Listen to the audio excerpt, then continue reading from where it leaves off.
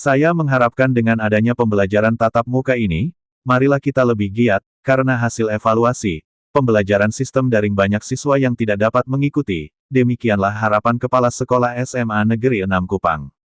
Akibat pandemi COVID-19, pembelajaran yang diterapkan pada masing-masing sekolah dengan gaya dan pilihan yang berbeda. Kepala Sekolah SMA Negeri 6 Kupang, Jamie Baria, saat ditemui di ruang kerjanya pada hari Rabu, tanggal 29 September tahun 2021, mengatakan bahwa sistem pembelajaran yang diterapkan di sekolah binaannya adalah sistem silang. Hal ini dilakukan atas dasar persetujuan bersama para guru, sebab pembelajaran sistem silang lebih menguntungkan.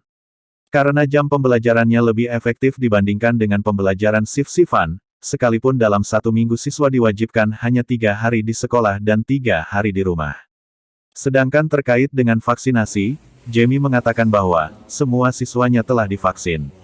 Ayo, ikuti selengkapnya perbincangan Kepala Sekolah dan channel news daring di sini. Tetapi jangan lupa dukung channel kesayangan Anda dengan tekan subscribe, like, komentar, bagikan dan nyalakan lonceng notifikasinya, biar Anda dapat melihat video-video terbaru dari kami.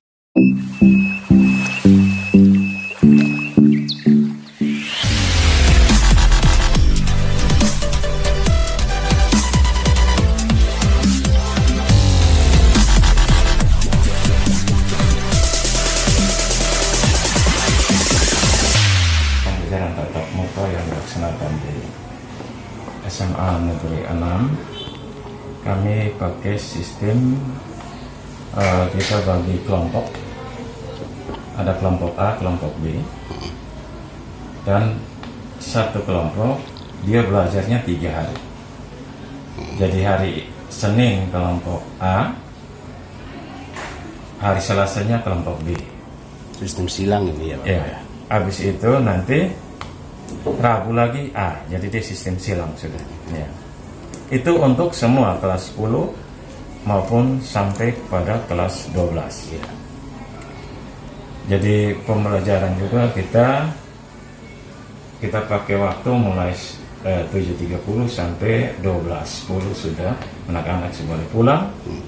Namun dalam proses pembelajaran tatap muka itu protokol kesehatan kita tetap laksanakan dengan baik. Ya. Karena pada sekolah kita membentuk tim COVID yang juga membantu dalam proses dalam protokol kesehatan ini. Jadi itu kita jaga terus protokol kesehatan tetap jalan.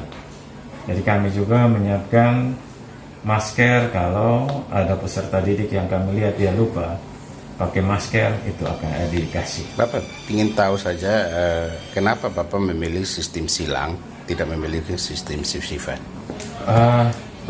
Kita pertama kita rapat dewan guru. Kita rapat sama-sama, kita kasih beberapa pilihan. Apa setuju yang mana? Karena tidak mungkin saya mengambil keputusan sendiri. Betul. Jadi kita bersama-sama dengan dewan guru, teman-teman guru yang lain. Jadi saya bilang begini, kita yang pertama kita memilih sistem shift. Sistem shift berarti nanti dia pagi sampai jam 10:30, jam 11 sampai jam 2. Yang kedua, kita pakai sistem silang yang tadi saya jelaskan tadi. Jadi ada kelompok A, kelompok B. Yeah. Yang ketiga, kita pilih kelompok A-nya 1 minggu, kelompok B-nya 1 minggu. Namun dalam diskusi dengan teman-teman, mereka lebih memilih sistem silang karena jam pelajaran sistem silang itu lebih banyak daripada kalau kita pakai double shift. Oh ya, betul.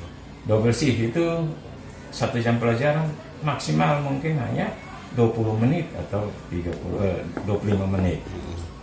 Nah, ini yang membuat Bapak Ibu guru merasa untuk mengajar, jam mengajarnya kurang sekali. Oleh sebab itu mereka mengambil keputusan, kita mengambil keputusan bersama untuk melaksanakannya kelompok saya silang, kelompok A, kelompok B. Nanti jalan sampai 2 minggu nanti kita akan evaluasi. Oke, mungkin ada sedikit mau saya tanya terkait dengan sistem silang ini kan. Ketika kelompok A masuk, besoknya dia tidak masuk. Ya. Nah, setelah dia tidak masuknya, apa yang dia akan Dia dilakukan? tidak masuk, Bapak Ibu guru kami sudah serahkan untuk menyiapkan tugas lewat GCR, Google Classroom. Jadi dia bekerja tugas di Google Classroom. Apa itu tidak akan menambah satu biaya tersendiri lagi? Harusnya dia tatap muka terbatas, tapi ada masih sistem silang ini.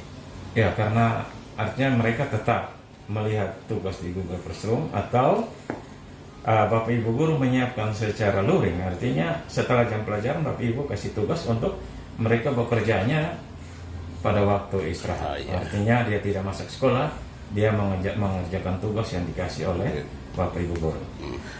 Dengan pelajaran yang saat ini sudah berjalan, jumlah siswa Bapak di sini berapa? 992.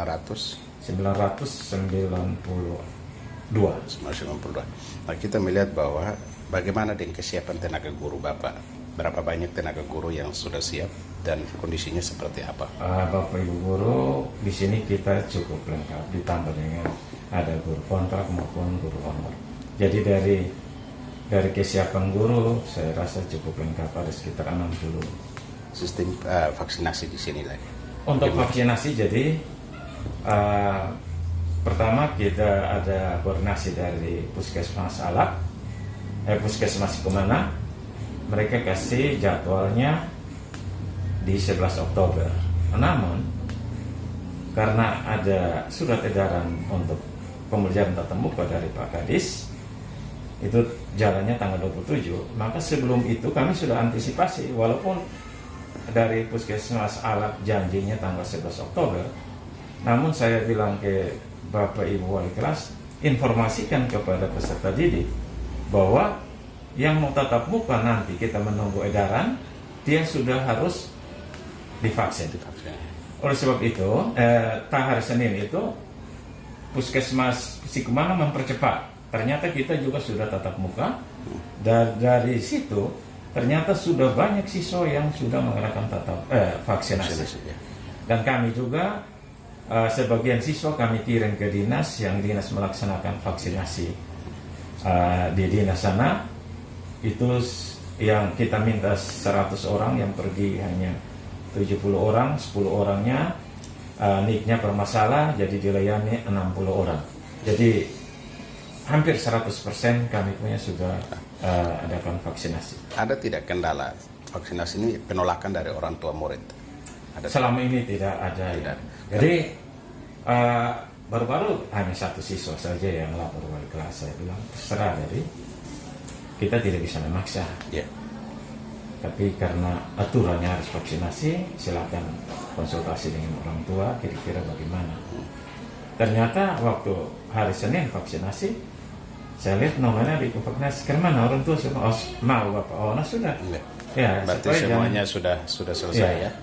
Sudah, rata-rata sudah. Semua sudah ya? Oke. Yang belum tervaksin yang pernah karena COVID yang dilaporkan oleh orang tua. Jadi mereka, kami bilang yang terkena COVID biasa mereka menurut dokter juga itu 3 bulan setelah sembuh baru bisa laksanakan COVID. Pesan Bapak kepada siswa-siswi dalam menghadapi PTM ini? Jadi saya mengharapkan dengan adanya pembelajaran tatap muka, ya marilah kita lebih giat untuk mengikuti pembelajaran, karena selama ini hanya lewat daring. Karena daring juga ternyata hasil evaluasi banyak yang tidak mengikuti pembelajaran. Oleh sebab itu, karena saya rasa guru juga dan siswa selalu menginginkan untuk tatap muka, marilah kita sama-sama melaksanakan ini untuk kemajuan kita sendiri. Baik, terima kasih banyak buat waktu dan kesempatannya, Bapak.